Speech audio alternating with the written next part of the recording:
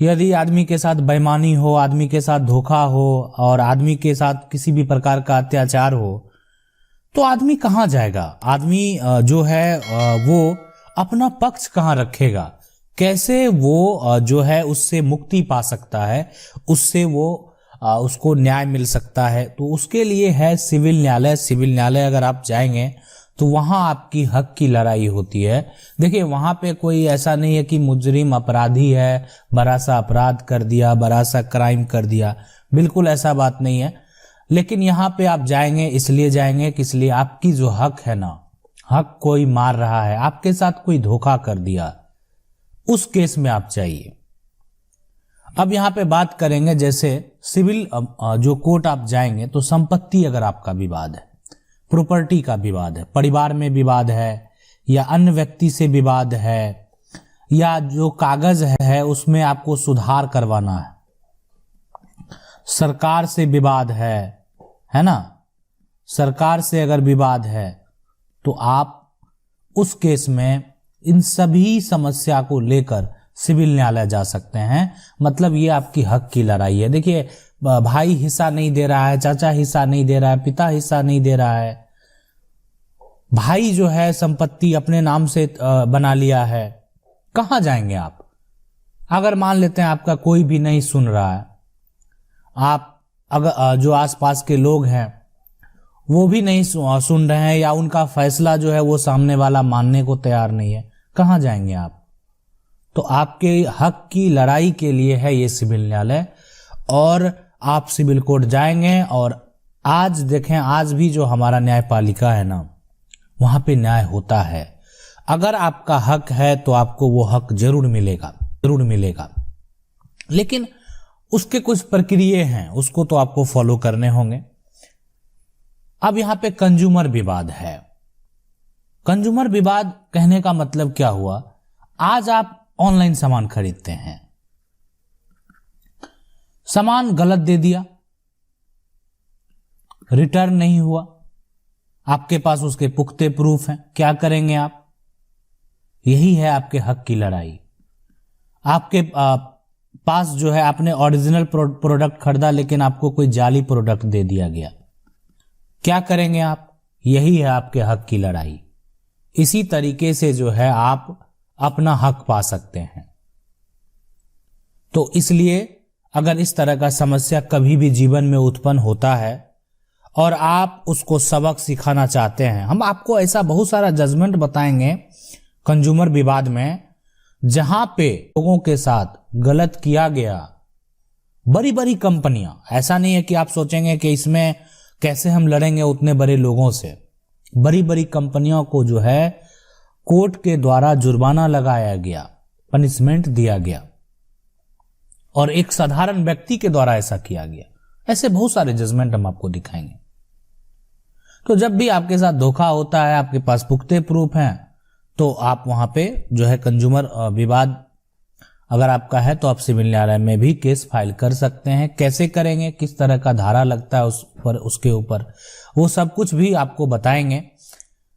अब है domestic relation विवाद। जैसे मान लेते हैं कि पति पत्नी का लड़ाई है, कोई जो है पति दूसरा के साथ रहना शुरू कर दिया, बच्चे किसके पास रहेंगे, या पत्नी का मेंटेनेंस हो गया, तलाक हो गया, आपसी पारिवारिक झगड़ा हो गया, होता है ना।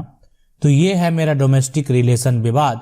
और इस तरह का अगर समस्या है तो आप सिविल न्यायालय जा सकते हैं, और सिविल न्यायालय से आपको जरूर जो है एक तरह से न्याय मिलेगा। अब देखें, एग्रीमेंट केस भी है इसमें। एग्रीमेंट में क्या होता है, हर चीज अगर आप खरीद करेंगे ना,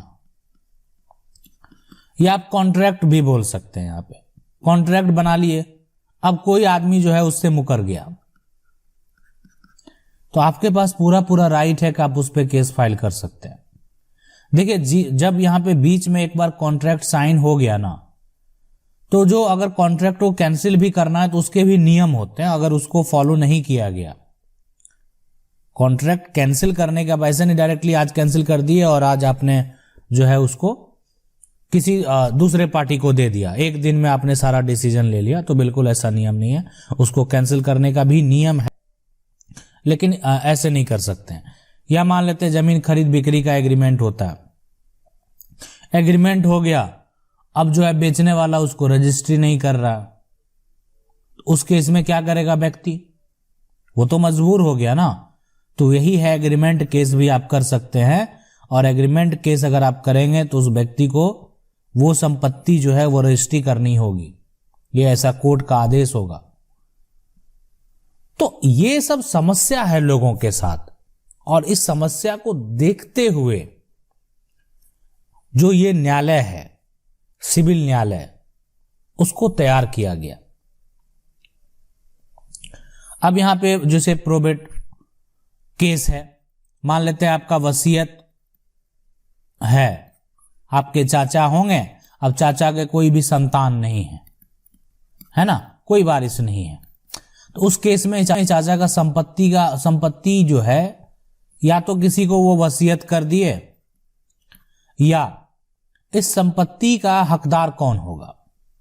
चाचा की संपत्ति है तो पहला उत्तराधिकारी तो, अगर मान लेते हैं चाचा की नाम से संपत्ति है और अभी उनकी पत्नी जीवित है तो पत्नी होगी, उसके बाद जो है उनके पिता होंगे, पिता भी अगर नहीं है, पत्नी भी नहीं है, तो इनके भाई लोग होंगे। तो ये जो है ना कि आपका जो भी वसीयत है उस आधार पे आप जाके केस कर सकते हैं और अपना हक प्राप्त कर सकते हैं। तो हक की लड़ाई लड़ने के लिए कभी भी सोचे नहीं। अगर आपको लगता है, आदमी क्या होता है कि जब मजबूर हो जाता है तब वो कोर्ट जाता है, बिल्कुल सही बात है। हम ऐसा नहीं कहेंगे कि आप तुरंत जो है जल्दबाजी करें कोर्ट चले जाए। आपका मामला का अगर मान लेते हैं सॉल्यूशन पहले निकल जाता है, घर से ही निकल जाता है, रिश्तेदारों से निकल जाता है, अन्य ग्रामीणों से निकल जाता है, पंचायत स्तर से निकल जाता है, या प्रशासन के द्वारा, प्रशासन की मदद से अगर निकल जाता है, तो आप उसको पहले फॉलो करें। अगर आपको लगता है कि यहां पे आपको अब न्याय नहीं मिलने वाला है, तो याद रखें कि अगर आप न्यायालय में जाएंगे, अगर आप सही हैं, आपके पास पुख्ते प्रूफ हैं, तो आपके पक्ष में जजमेंट होगा, आप केस जीतेंगे, आप केस नहीं हारेंगे।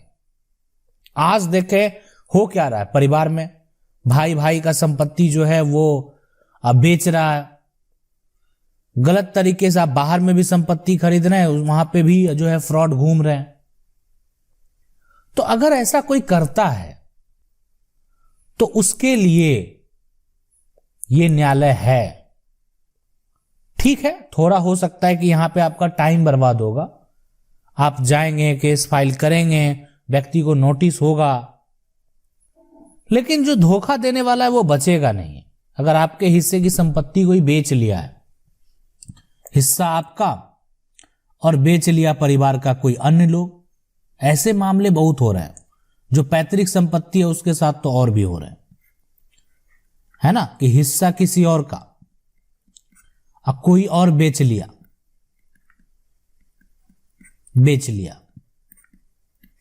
अब क्या करेगा?